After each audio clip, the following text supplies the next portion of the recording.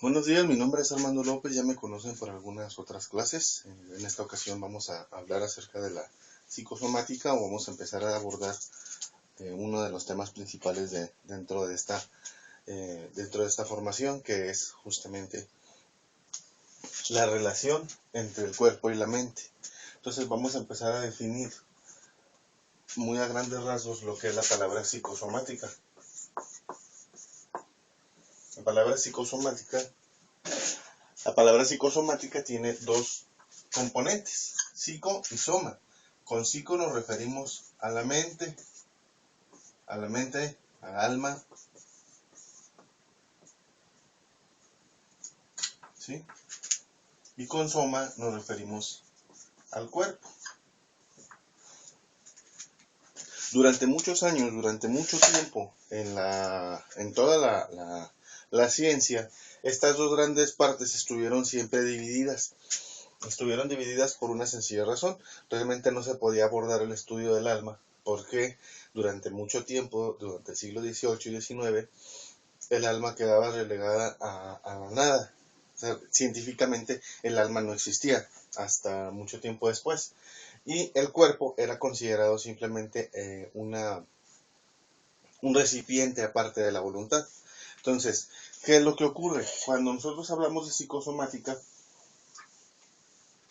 tratamos de borrar esta línea divisoria entre la mente y el cuerpo, donde entonces realmente a mí me deja de interesar dividir a las personas en dos grandes componentes. A mí me deja de interesar entonces ver a las personas divididas, ver a las personas como si fueran dos cosas a la vez, como si fueran mente y como si fueran cuerpo. Cuando yo tengo una aproximación psicosomática de una persona, tengo una definición integral, ¿sí? Donde realmente me interesa saber tanto las manifestaciones corporales, desde las enfermedades hasta los estados emocionales normales, y su interacción con ¿qué? Con la conducta y con el pensamiento. Entonces, cuando hablamos de psicosomática, hablamos de la integración entre mis emociones, mis sentimientos, mis pensamientos, mi conducta, con mi cuerpo, mis reacciones fisiológicas, las cosas que hace mi cuerpo, etc. Hablo de integración, o hablo de que hablamos de que es importante y es interesante saber que todo esto parte de un gran supuesto. Todas las manifestaciones de nuestra mente, ¿sí? Entiéndase conducta, entiéndase emoción, ¿sí? Entiéndase pensamiento,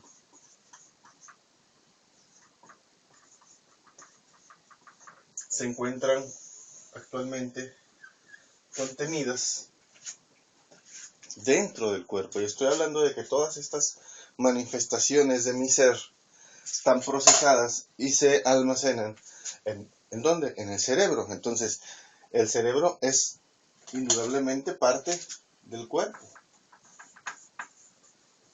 Más adelante voy a saber que la conducta, la emoción y el pensamiento, tienen efectos sobre el resto del cuerpo. ¿Efectos como qué? Como cambios fisiológicos, es decir, cambios en la fisiología, en algunos casos enfermedades,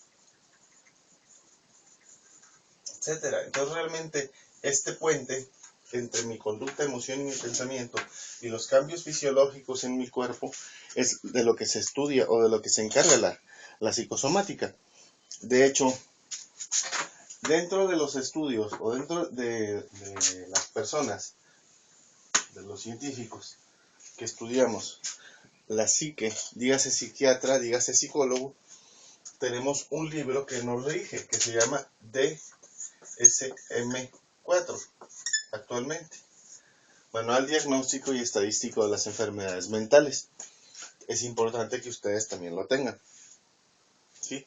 Dentro del DSM-4 hay un apartado que se llama factores psicológicos que afectan al estado físico.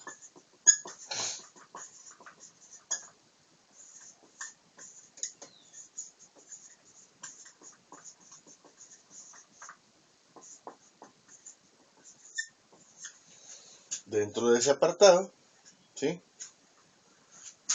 se contemplan los factores de la mente, es decir, los factores anímicos, los factores de nuestro estado de ánimo, de nuestro pensamiento, de nuestra conducta, que afectan directa o indirectamente al estado físico, es decir, al resto del cuerpo. El DSM-4 tiene un apartado especial para esto. Y dentro de este apartado se considera que todos aquellos factores psicológicos que afectan, todos los factores psicológicos que afecten el desarrollo de una enfermedad, es decir, que la aceleren o que la atrasen, ¿sí? La exacerbación. Exacerbación significa aumento de los síntomas. Acuérdense que síntomas significa lo que el paciente siente.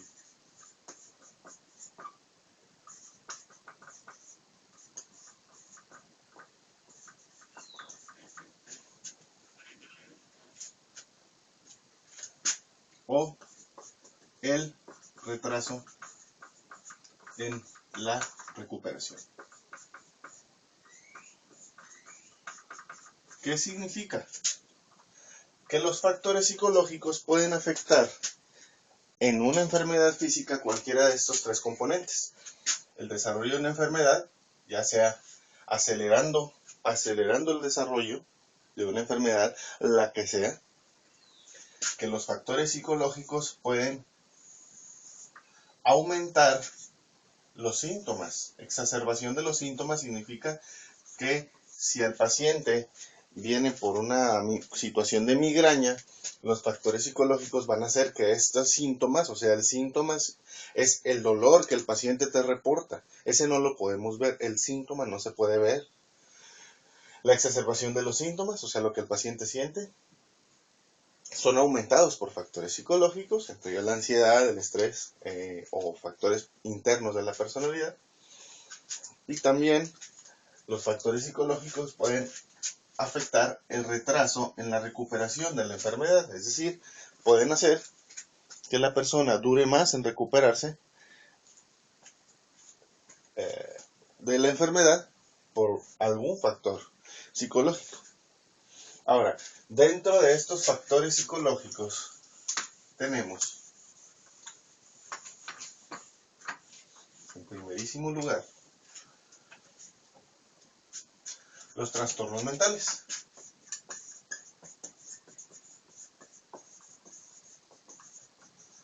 Las enfermedades mentales, ¿como qué? Como la esquizofrenia, que es un trastorno mental mayor, psicótico. Son solamente ejemplos, no son todos. La depresión clínica, ¿sí?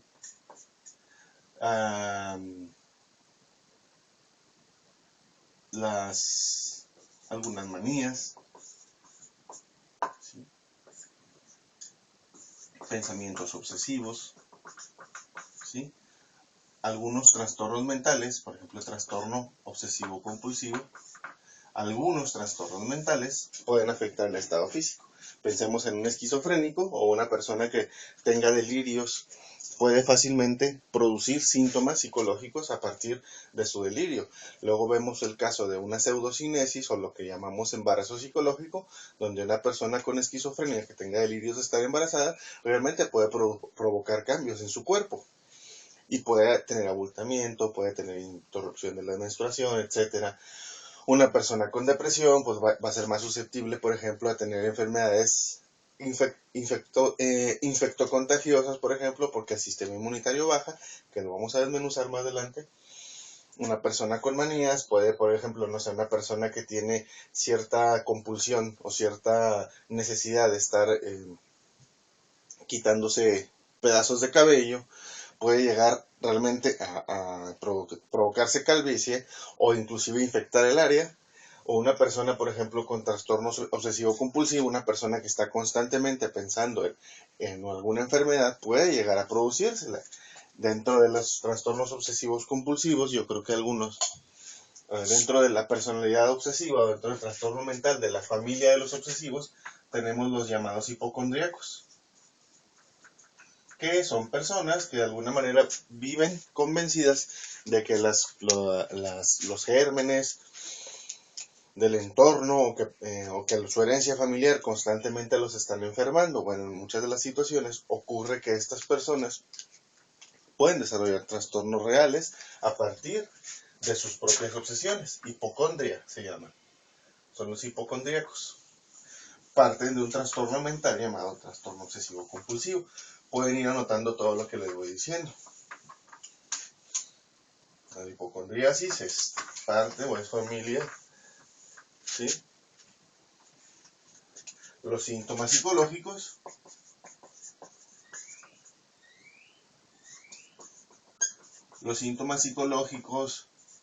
no son trastornos, son cosas que la persona siente, como que, como ansiedad,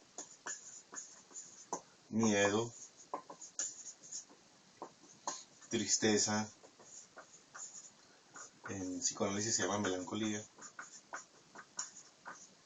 o inclusive también la misma alegría. Pueden repercutir en el desarrollo de una enfermedad. Una persona que esté pasando por periodos de ansiedad puede hacer que entonces los síntomas o la enfermedad misma aumente de tono. Una persona que está pasando por periodos de miedo, que inclusive ha tenido que enfrentarse a situaciones de estrés, es muy común que, por ejemplo, una persona que ha sido secuestrada después desarrolle urticaria. Urticaria es comezón excesiva por una aparente alergia. La tristeza y la melancolía, ¿sí? Otro de los factores psicológicos que influyen sobre el curso de las enfermedades es lo que nosotros conocemos como estilos de afrontamiento.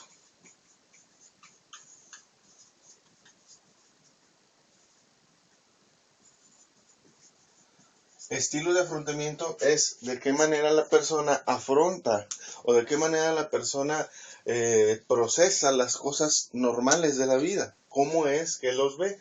Hay básicamente Lazarus, que es el autor, nos habla de dos estilos principales de afrontamiento. Un estilo de afrontamiento centrado en el problema, que son los tipos de personas que cuando están pasando por alguna situación piensan únicamente en el problema en sí, piensan en lo terrible que puede llegar a suceder a partir del problema mismo o de una enfermedad. Y hay estilos de afrontamiento enfocados en soluciones. De estos dos, obviamente, los que van a tener más problemas para salir de la enfermedad son las personas que tienen un afrontamiento centrado en el problema. Estas tienen un mejor pronóstico. Porque mientras, por ejemplo, esta está pensando en lo mucho que le duele la cabeza, esta está buscando qué pastilla va a tomarse. Por eso los estilos de afrontamiento, es decir, los factores o la manera en la que cada quien afronte su enfermedad, va a tener un resultado determinante o va a tener una participación muy importante dentro de la recuperación o dentro de la dentro del desarrollo de la enfermedad en sí. Otros factores psicológicos son los hábitos higiénicos. Es decir, si tiene conductas protectoras o conductas de riesgo. ¿Qué tanto esta persona se está cuidando? ¿Qué tanto esta persona está asistiendo a los tratamientos, está tomándose las pastillas, está yendo a pláticas de crecimiento a partir de su enfermedad. Pensemos en una persona con cáncer, por ejemplo, que tanto esta persona tiene conductas protectoras y está siguiendo las indicaciones del médico, va a sus sesiones de quimioterapia o radioterapia, y las conductas de riesgo son las contrarias, que tanto esta persona no asiste, que tanto esta persona se pone en riesgo, que tanto esta persona, por ejemplo, a sabiendas de que tiene cáncer, sigue fumando. Bueno, eso es lo que llamamos hábitos higiénicos desadaptativos o conductas de riesgo. Que esto en psicología de la salud lo estudiamos con Oblitas, es un autor básico dentro de la psicología de la salud. Ahora, como ya le habíamos mencionado, la raíz psicosomática o la palabra psicosomática viene de psique, que es mente, y soma, cuerpo. El término acentúa una integración holística de integración causal. ¿Qué es holístico? Holístico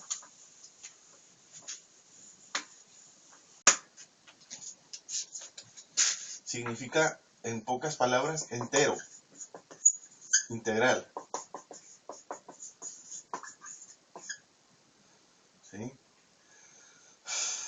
Una aproximación holística significa que vamos a tomar en cuenta todas sus partes. Cuando escuchemos esta palabra, la holística es tomar en cuenta todas las partes del sujeto. ¿Sí? Todas las enfermedades están influidas por factores psicológicos. No hay una sola enfermedad en la cual el factor psicológico no tenga una participación. Pensemos desde la más simple migraña o desde la más sencilla, dentro de la más sencilla dolor de cabeza, por ejemplo, hay factores psicológicos que participan, porque entonces entra en juego la personalidad del sujeto, el estilo de afrontamiento, qué tanto la persona está teniendo riesgos o tiene conductas protectoras o tiene conductas de riesgo, vaya, y también si la persona sufre algún trastorno psiquiátrico orgánico mayor, como la esquizofrenia, pues obviamente se va a ver muchísimo más afectada que en el caso en el que no lo tenga. ¿Sí? Ahora, hay varios criterios que se van a utilizar para las enfermedades psicosomáticas. Todos estos criterios están contenidos dentro del DSM-4. ¿Sí? El primer criterio, ¿sí? El criterio llamado A, es para yo considerar una enfermedad como psicosomática, necesito que la enfermedad esté presente. Yo no puedo decir que una enfermedad es psicosomática si simplemente no hay enfermedad. Entonces, algo que debo de saber de las enfermedades psicosomáticas es que no son enfermedades inventadas, que no son enfermedades que no existen. O sea, realmente dentro de las enfermedades psicosomáticas son enfermedades, son colitis, es asma, es gastritis, es influidas por nuestra conducta, influidas por nuestro pensamiento e influidas por nuestras emociones. Es a lo que me refiero. Entonces, según el DSM-4, que es esa gran compendio de enfermedades mentales, dentro de los criterios diagnósticos importantes para definir si una enfermedad es psicosomática o no, el inciso A en rojo es que hay una presencia de una enfermedad médica. Si no se llama de otro tipo, lo vamos a ver más adelante, únicamente estamos hablando de los psicosomáticos. B. Los factores psicológicos afectan negativamente a la enfermedad médica en alguna de estas formas. ¿Sí? Lo que se requiere es que haya una afectación, que haya una influencia, ¿sí?, de los factores psicológicos sobre los médicos. ¿De qué forma? Como ya lo habíamos visto anteriormente, que influyan en el curso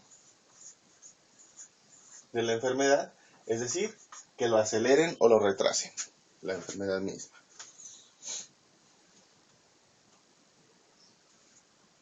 Que interfieran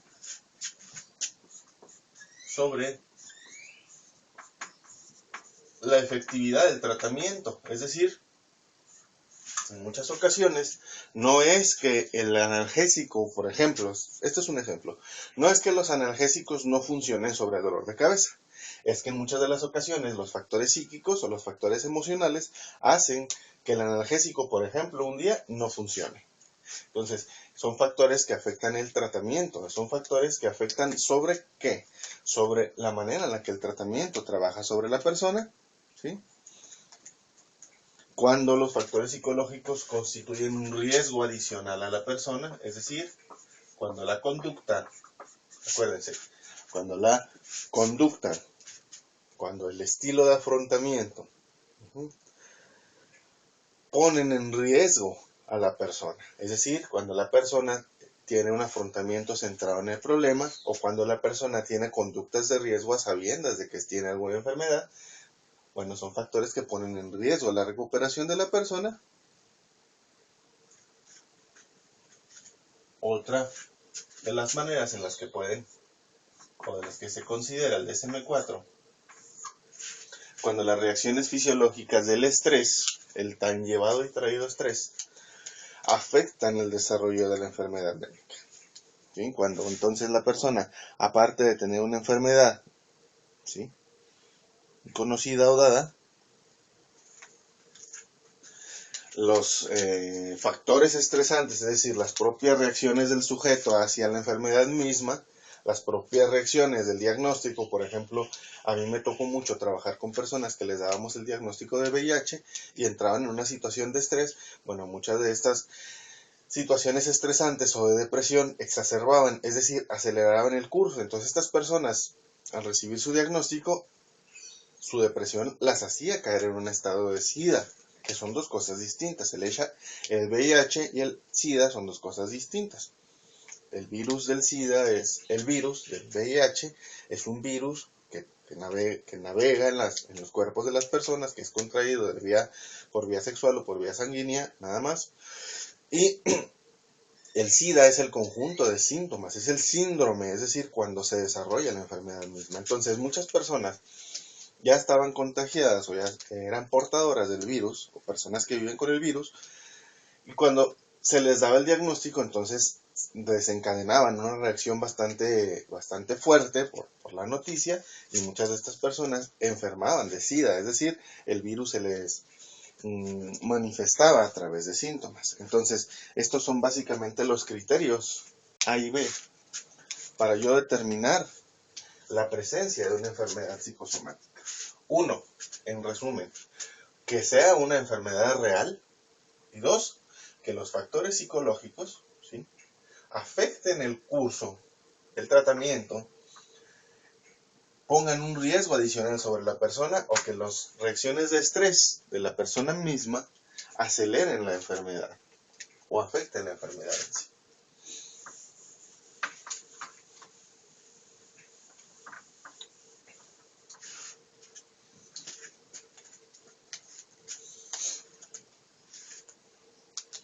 Ahora vamos a hablar un poquito de historia.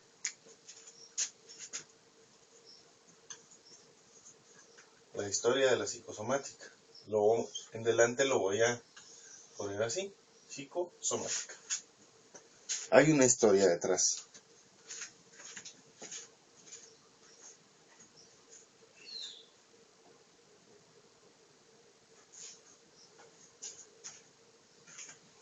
No es que un día haya surgido de la nada.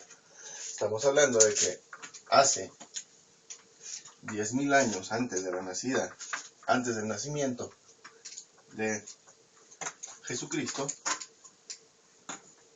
ya se sabía de la existencia de las enfermedades. Obviamente el ser humano, desde que es ser humano, sabe que se enferma.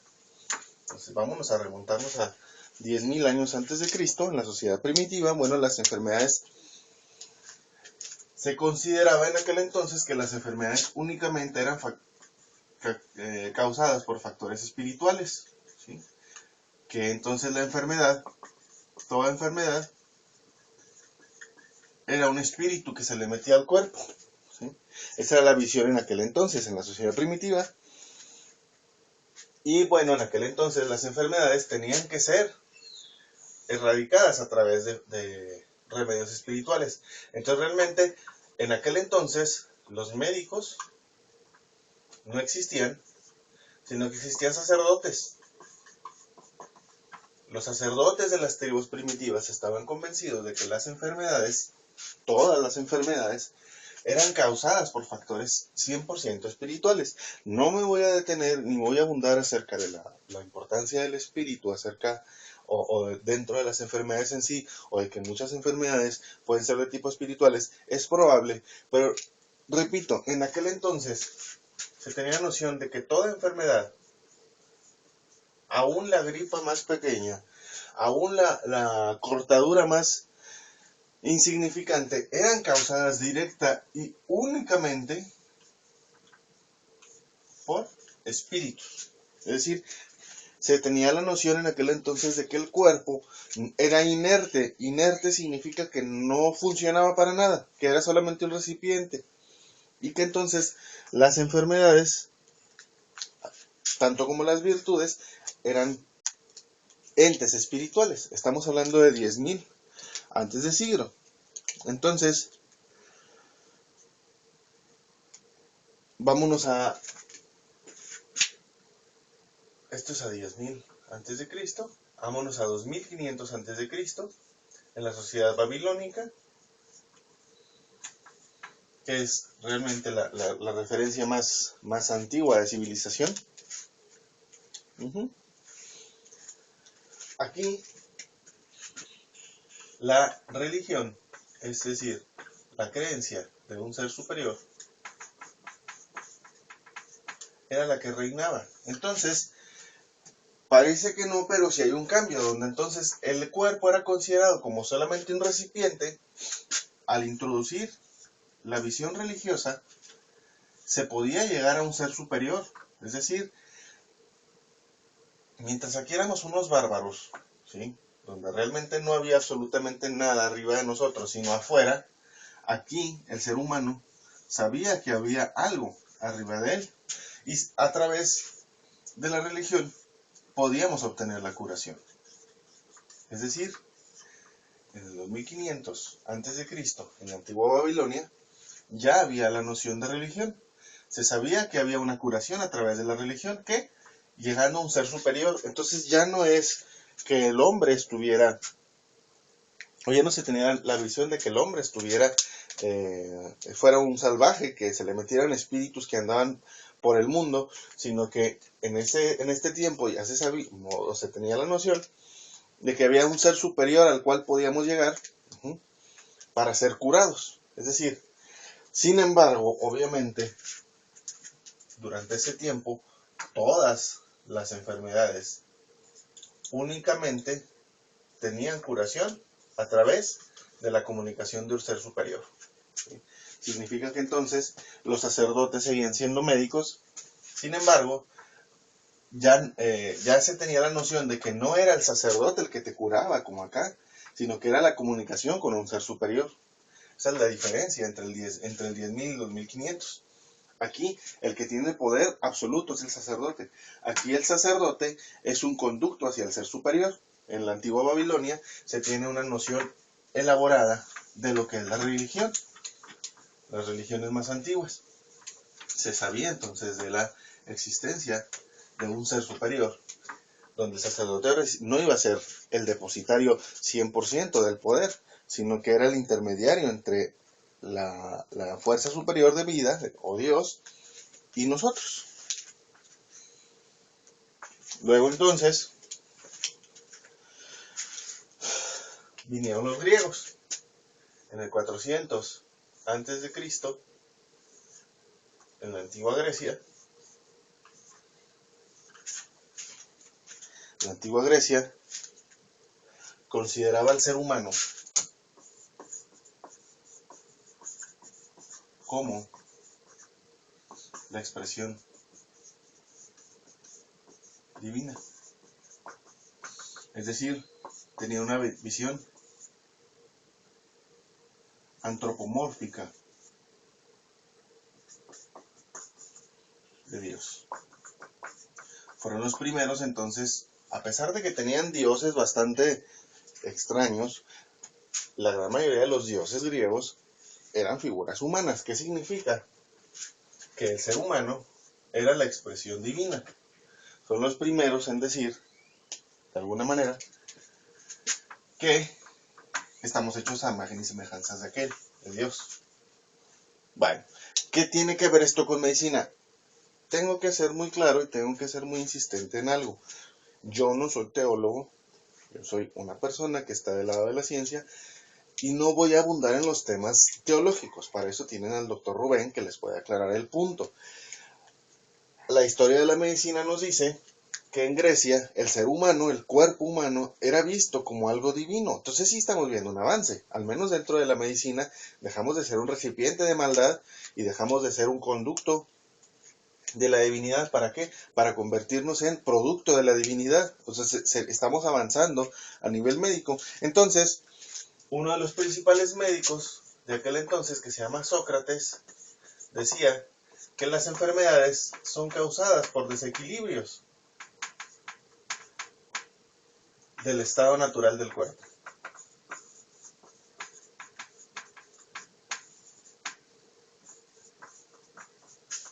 Sócrates y todos los médicos griegos estaban de acuerdo en algo. Ellos decían que nuestro estado natural, ¿sí? nuestra manera, o nuestro cuerpo está diseñado para estar sano, para decirlo de una manera rápida.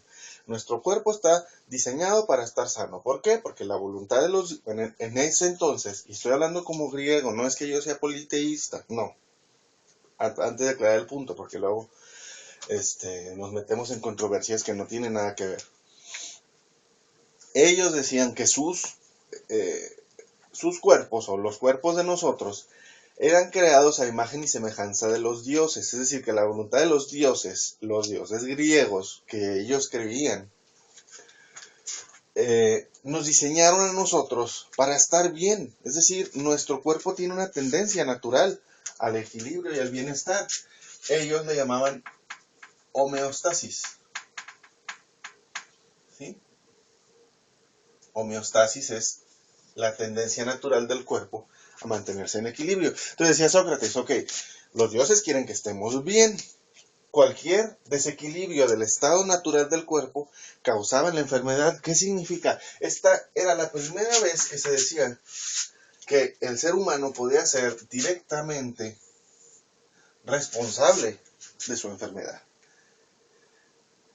Aquí entonces hay un cambio radical.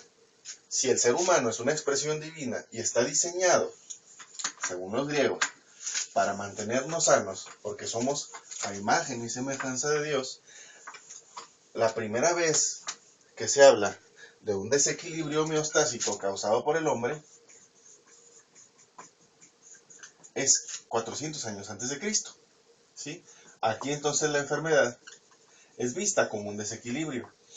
Entonces decía Sócrates que en muchas de las ocasiones, y lo siguen recetando, el desequilibrio tiene que restablecerse en equilibrio. En muchas de las ocasiones, Sócrates mismo recetaba reposo a sus pacientes. Reposo, ¿sí? Y baños, limpieza. ¿Por qué decía eso Sócrates? Porque Sócrates, junto con todos los médicos griegos, estaban de acuerdo en que el cuerpo tiene una tendencia natural al equilibrio. Entonces, muchas de las ocasiones, los pacientes se recuperaban de sus enfermedades porque el cuerpo tenía los propios recursos para hacerlo. A esta visión, llamada homeostásica,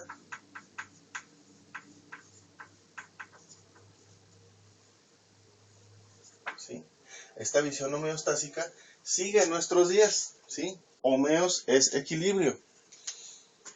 De hecho, hay muchos médicos que siguen o tienen la tendencia o la filosofía de que el cuerpo tiene los recursos para recuperarse por sí solo. Son los llamados médicos homeópatas. Los médicos homeópatas son aquellos que están convencidos de que el cuerpo tiene una tendencia al equilibrio y que nosotros que ellos como médicos homeópatas tienen la noción, o la misión, mejor dicho, de restablecer el equilibrio. Por eso la medicina homeopática tiene métodos tan distintos, ¿sí? Ellos decían, y estoy hablando de historia, no estoy hablando de otra cosa, justamente después de la caída del Imperio griego a manos de los romanos, del 100 antes de Cristo al 100 después de Cristo, ¿sí? Que acuérdense que era el florecimiento, perdón, de la civilización romana. Recordemos que nuestro Señor Jesucristo vivió en los tiempos del Imperio Romano, los imperios específicamente de César. Bueno, entre el 400 antes de Cristo y el 100 después de Cristo floreció la civilización romana. Y ellos recordemos que los romanos eran politeístas también. Politeístas significa que creían en muchos dioses. O sea, ellos tenían la noción, como en muchas culturas, que el cuerpo estaba creado de 4 elementos: agua, aire, tierra y fuego. Galeno, que era un médico griego, ¿sí?, decía que las enfermedades, y era muy parecido a Sócrates en ese sentido, que las enfermedades eran causadas, por desequilibrios en estos fluidos. De hecho, hay todavía alguna teoría dentro de psicología que habla de estos fluidos. Que entonces Galeno decía que las enfermedades eran creadas por desequilibrios en los fluidos del cuerpo. Ellos estaban convencidos en la civilización romana de que nosotros estábamos hechos de estos mismos materiales: aire, agua, viento y fuego. Aire, agua, viento y fuego. Y tierra, ¿sí? Entonces decía, al igual que Sócrates, el cuerpo es el microuniverso. Contiene los 4 elementos. Entonces Galeno decía, para explicar la fiebre, que hay un desequilibrio del fuego, hay demasiado fuego en el cuerpo, por eso causa temperatura. Entonces decía, por ejemplo, una persona que tuviera dolor de cabeza era porque tenía aire. De hecho, en muchas de las expresiones culturales todavía se permea esta visión. Es bien común que de repente escuches a viejitas decir que porque te duelen los músculos, porque tienes frialdad o porque se te metió un aire, ¿sí?, haciendo referencia a aquello tan antiguo de la civilización romana, de los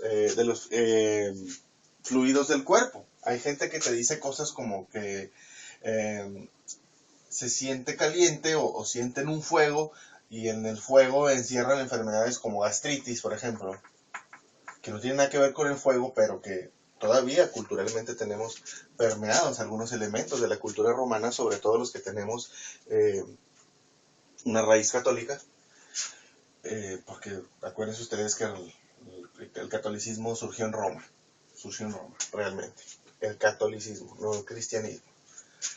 Que el aire, de repente hablan de frialdades con respecto a la tierra, pues que muchos de los dolores musculares son porque no hacemos tierra, etcétera. Entonces, sí hay muchas referencias dentro de nuestra cultura todavía de aquellos pensamientos romanos de que nosotros somos creados de los 4 elementos. Esta situación perdura o se filtra todavía hasta nuestros días. Luego vino la Edad Media. En la Edad Media estamos hablando del año 500 después de Cristo hasta el año 1450 alrededor. Esto es lo que llamamos Edad Media. Recordemos que en aquel entonces el pontificado, la Iglesia Católica, ¿sí?, tenía el poder absoluto. Entonces, no se hacía nada absolutamente sin autorización del Papa, del sumo pontífice, que era un patricio romano. O sea, realmente la situación aquí del poder estaba 100% en manos de la Iglesia Católica Apostólica y Románica.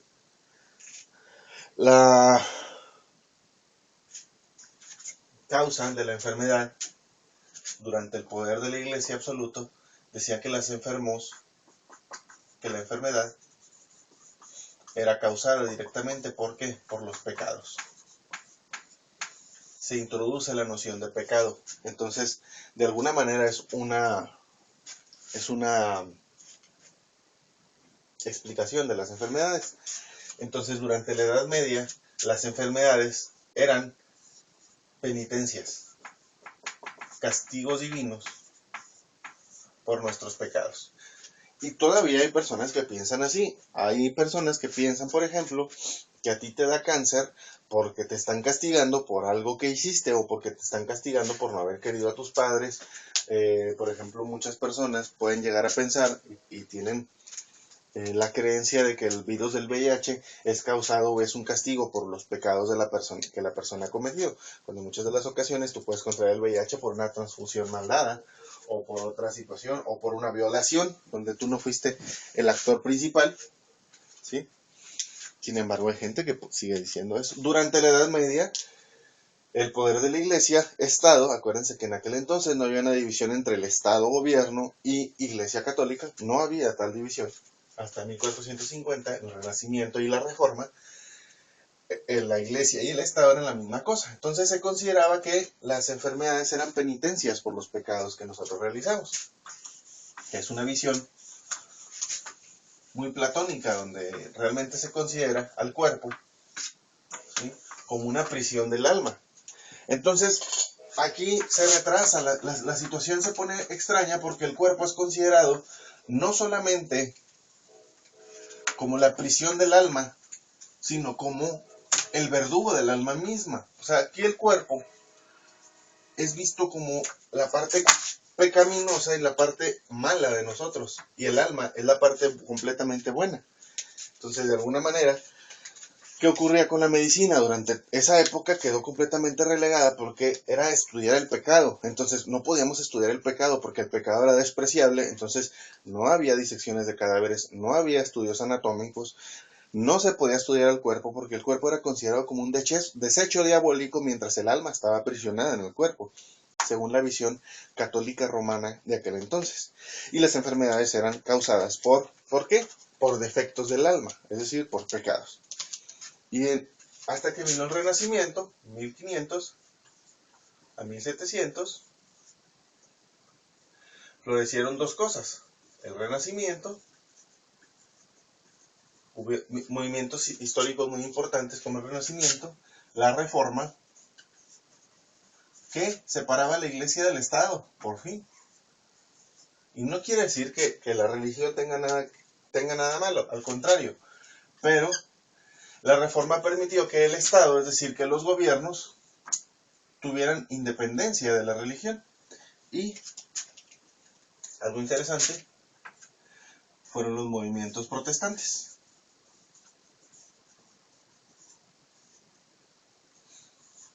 ¿Qué tuvieron que ver esto en la medicina? Entonces, esto permitió que el cuerpo fuera dejado de ver como algo maligno, ¿sí? Y se comenzara otra vez a estudiar el cuerpo, al estudio del cuerpo. Surge de nuevo la anatomía. Si ustedes se fijan, durante el Renacimiento, el cuerpo vuelve a ser visto como algo divino, vuelve a ser visto como algo bonito, vuelve a ser visto como algo digno de estudiarse y de celebrarse. Y entonces surgen los estudios anatómicos. Hay disecciones de cadáveres, hay pinturas muy importantes del cuerpo humano. Tenemos a un Da Vinci, tenemos a un Miguel Ángel, donde entonces el cuerpo es divinificado de nuevo y resurge aquella tradición griega de ver al cuerpo como la expresión divina. El cuerpo deja de ser entonces algo malo, algo pecaminoso, para volverse un objeto de estudio. Resurge la medicina, ¿sí? Entonces hay un interés renovado por las ciencias naturales. O sea, aristotélicamente las personas vuelven a ver al cuerpo como algo divino, incluso como expresión de la situación divina, pero las influencias psíquicas del cuerpo se rechazan. durante el Renacimiento y durante esta época estaban tan abocados y estaban tan centrados en el cuerpo que, ¿qué ocurrió con el alma? Se deja a un lado. Se deja a un lado el alma y se deja de estudiar. Y no es hasta el siglo XIX, estamos hablando ya de los 1750, 1800, ¿sí? Durante todo este siglo, la medicina moderna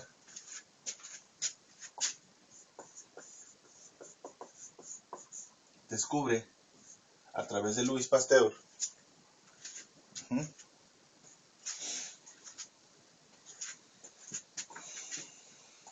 a través, si ustedes recuerdan, Louis Pasteur descubre que muchas enfermedades son causadas por microorganismos.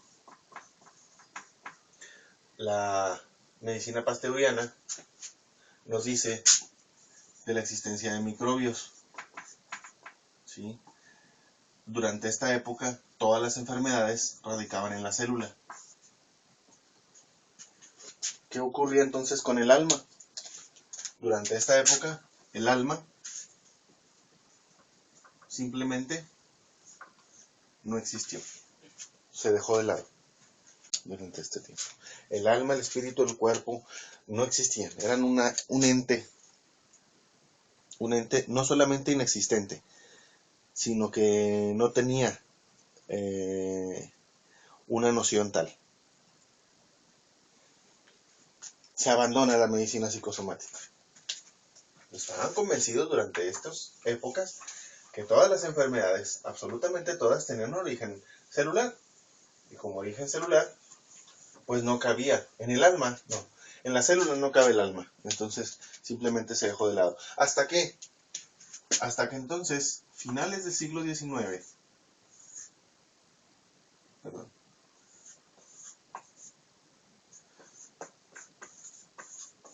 surgen dentro de la comunidad médica un interés hacia el alma, ¿sí? Surge lo que conocemos como psicoanálisis.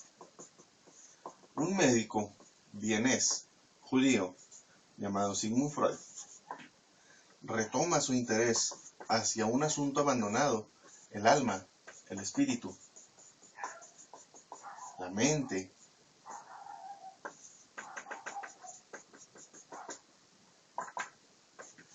¿Sí? La mente. Como probable causante o como probable depositario de muchas enfermedades médicas. ¿Sí?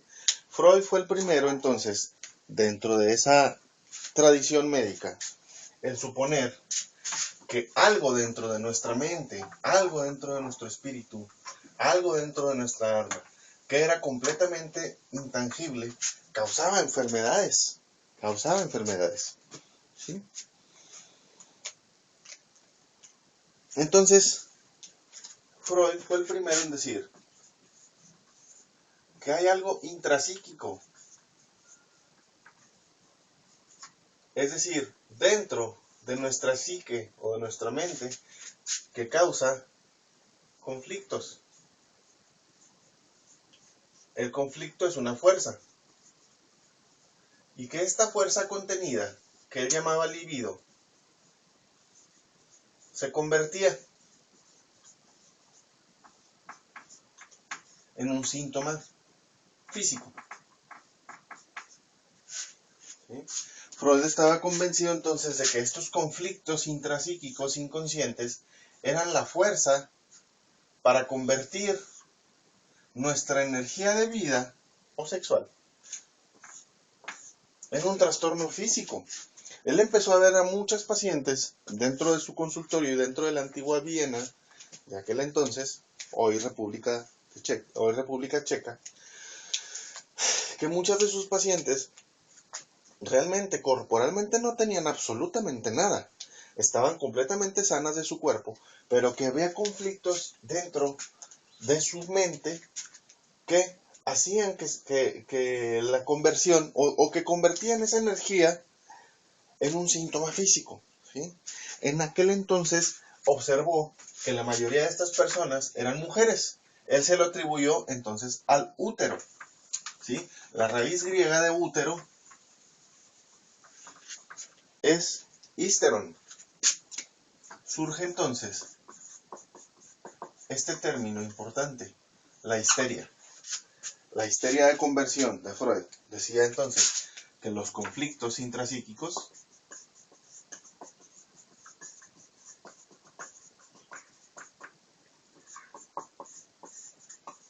creaban fuerzas a nivel inconsciente o interno que detenían la expresión libre de la energía, es decir, que detenían la libido, y que al detener la libido había conversiones físicas. Freud fue el primero en decir que probablemente había algunas enfermedades que tenían un origen mental, que tenían un origen dentro de nuestro cuerpo, y fue el primero en atreverse a asegurar que muchas de estas mujeres, de las que él mismo fue doctor, tenían conflictos intrapsíquicos. Vamos a hacer una pausa y regresamos ahora sí con la psicosomática o con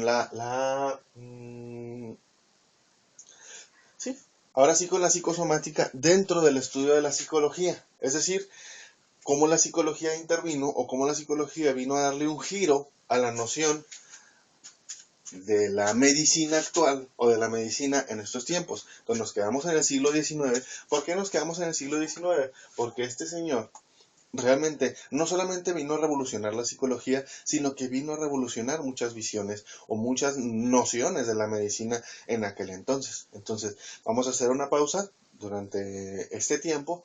Pueden ustedes consultar su manual, pueden hacer dudas o pueden exponer sus dudas a través del correo electrónico o a través del Facebook. Yo voy a estar conectado, ¿sí?